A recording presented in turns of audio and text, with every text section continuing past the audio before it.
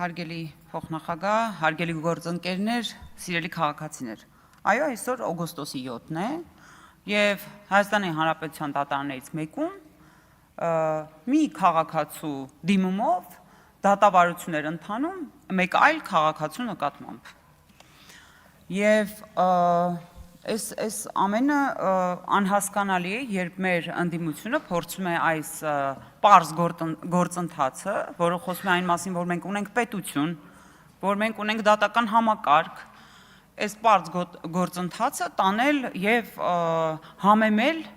ինչ որ եկեղեցու դեմ գործած մեղքերով վերագրել դա իշխող խմբակցությանը եւ ել ավելի խորանալ արդեն հասնել նրան, որ մեղադրել մեզ ինչ որ հակաքրիստոնեական ինչ որ գործողությունների մեջ։ Ուրեմն դիմում եմ, չնայած այստեղ չեն, գնացել են իրենց պարտքը առաջնահերթությունը տվել են դատավարությանը եւ բացակայում են դահլիճից մեր ընդդիմադիր գործընկերները, բայց ես ուզում եմ մի բան ասել, հարգելի գործընկերներ, որ որևէ մեկը չի կարող որևէ մեկ այլ քաղաքացու մեղադրանք ներկայացնել հակաքրիստոնեականության կամ մնացածի մեջ։ Սա ուղղակի անձնական տարածքներ են, որտեղ մտնել ուղղակի չի կարելի։ Ավելին ասեմ, այստեղ հնչում են կարծիքներ հենց նոր օրինակ մեր Հայաստանի Հանրապետության սահմանների քարտեզի մասին ինչ որ քննարկում ա գնում, ես չեմ նույնիսկ հասկանում ինչպես կարելի է այս հարցը քննարկել։ Նորից ուզում եմ դիմել բացակայող գործընկերներին։ Դուք որ պետության падգամավոր եք, որտեղ եք առաջադրվել, դուք տեղյակ եք որտեղ եք առաջադրվել, եւ եթե առաջադրվել եք, որ քաղաքացիներով եք սահմանափակել ձեր ընտրությունը, գնացել եք արդյոք այն տեղերը, որտեղ մտածում եք, որ դա էլ է Հայաստան օրինակ, եւ հայցել ձայներ օրինակ այդտեղից, որովհետեւ անհասկանալի է ինչպես կարելի է ընդհանրապես քննարկել Հայաստանի Հանրապետության սահմանները եւ մտածել, որ սա քննարկման առարկա է։ Մասնավորապես մարդիկ, ովքեր պետական պաշտոնի են այսօր, այն է ազգային ժողովի падգամավոր են, ավելին ասեմ, այստեղ նաև հնչում է կարծիք, որ գիտեք ինչ կա, պահվող անձինք Ադրբեջանից, այո, վերադարձել են, բայց դուք չեք դա վերադարձրել։ Պարզվում է դա երրորդ երկրները, ուղղակի այսպես նստած էին այդ երրորդ երկրները, ու որոշեցին, որ իսկ ինչ բան ու գործ չունենք անելու, եկեք գնանք եւ բան անենք, միջնորդենք պահվող անձանց մասով Հայաստանի քաղաքացիներին վերադարձնենք հետ Հայաստան։ Սա ինչի մասին է խոսում, ինչի եմ ես հատիկ ինչ որ բաներ մեջ բերում, սա խոսում է այն մասին, եթե սենց ընդհանրական համակարգեմ ես ամբողջ խոսույթը, սա պետականություն չունենալու քարոզ է։ Եկեք չճանաչենք սահմանները, եկեք դատարանը դատարան չլինի, ընտրենք օրինակ, ով կարող է դատարանում, ասենք մեղադրանք ում հանդեպ կարող է առաջադրվել, ում հանդեպ չի կարող առաջադրվել։ Հարգելի գործընկերներ, մենք պետք է կողմնորոշվենք եւ այս ամենը ամենացավալին այն է, որ մենք գործ ունենք մեծ ընդդիմության հետ, ով պետք է սովորի առերեսվել Հայաստանի Հանրապետությանը, նրա պետական սահմաններին, նրա դատական համակարգին, որքան էլ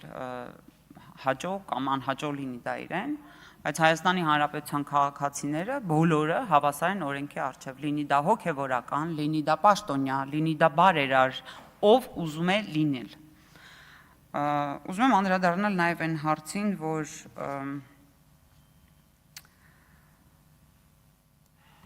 այստեղ պարոն Մեսրոպ Մանուկյանի հարցին եմ ուզում անդրադառնալ, երբ ասում եք դուք անդրադարձաք իմ հորը, ես հորը չեմ անդրադարձել, պարոն Մանուկյան, ես անդրադարձել եմ կոնկրետ դատական գործին եւ այո, դուք ինչպես դուք նշեցիք, դուք իրավահաջորդ եք այդ գործի, դա նշանակում է, որ դուք բացի այն, որ ինչպես դուք նշեցիք, որ ուզում եք իրավահաջորդ լինել եւ արդարության, այսպես ասած, վերականգնման բանով պետք է նշեմ, որ այո, նաև ժառանգաբար այն է օտարված հեկի մասով իրավահաջորդ եք դառնում, հետեւաբար այո, բնական է, եթե դուք դա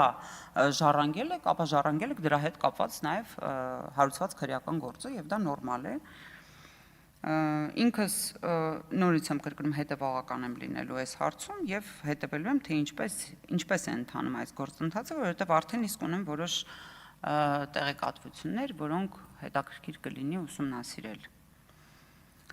Ինչ վերաբերում է Արամ Վարդևանյանին, ում հարցը մենք քննարկում ենք այս պահին եւ փորձում են ինձ համոզել, որ մեր գործընկերները համենայն դեպս, որ Արամ Վարդևանյանը արժանի տեխնացու է լինելու փոխխոսնակ ազգային ժողովի փոխխոսնակ։ Բնական է դա գործընկերները, ովքեր դա ասում են, դա իրենց կարծիքն է, բայց իմ գնահատմամբ Արամ Վարդևանյանը պետք է ավելի քաղաքական մարդ դառնա, որովհետև Արամ Վարդևանյանի ողջ ելույթը եւ հարցերի բոլոր պատասխանները դրանք փաստաբանի պատասխաններ էին, փաստաբանի ելույթ էր եւ ես անկեղծ որ ասեմ, ինքս իմ հարցի պատասխանը ինքս էլ չստացա եւ տեսնում եմ այդ խոսանավող, այսպես ասած, խոսափողական պատասխանները, որոնք ոչ մի լավ բան չեն տանելու, որովհետև այստեղ բոլորս ունենք խոսափող եւ բոլորս ունենք այդ հարցը տալու իրավունք, ճիշտ այս բան քննվում է իր հարցը, բայց կարծում եմ ճիշտ կլինի եւ ազնիվ կլինի, որպեսզի հարցերին հստակ պատասխաններ լինեն։ Սա առնվազն եթե ընտրվի պարոն Վարդևանյանը այդ պարագայում պետք է հաշվի առնի եւ նաեւ մի բան էլ, որ եթե պարոն Վարդևանյանը եւ մնացածը իր գործընկերները այստեղ խոսում են այն մասին, որ պետք է հարգել ազգային ժողովի ինստիտուտը, բարեկրթություն եւ այլն պահանջում են, որ իրենք էլ մեր կողմից են պահանջում եւ հավակնում է մասնավորապես Վարդևանյանը լինել փոխխոսնակ, փոխնախագահ, ապա պետք է իրեն առաջին հերթին եւ իր գործընկերներին նաեւ հորդորի, որ երբ մոտենում են ազգային ժողովի ամբիոնին, պարտադիր դիմում են նախագահությանը, հետո գործընկերներին, հետո նոր նաեւ իհարկե վերջում մեր սիրելի ժողովրդին։ Դերևս այսքանով կսահմանափակվեմ ես, սիրելի գործընկերներ, շնորհակալություն։